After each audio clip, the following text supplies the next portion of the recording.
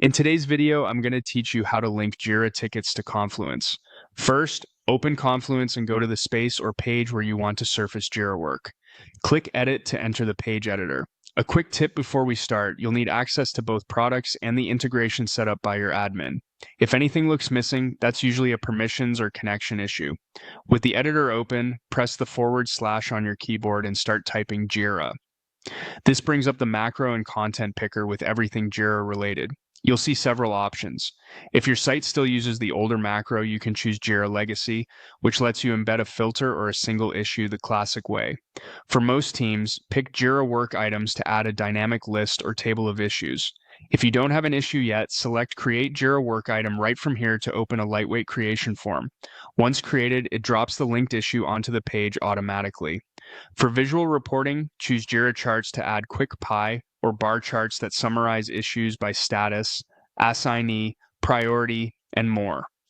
If you need a schedule view, select Jira Timeline to display work laid out over time.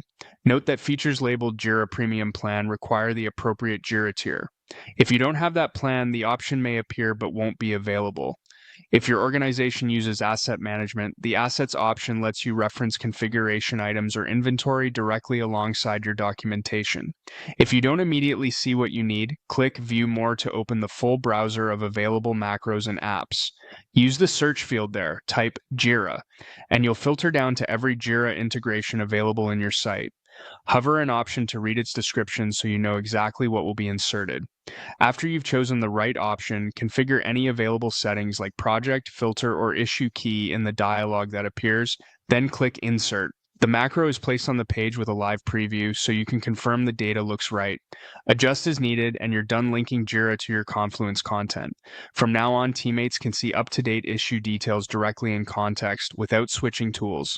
Remember, you can repeat the / command to add multiple Jira elements to the same page, combining a list of work items with a chart or timeline.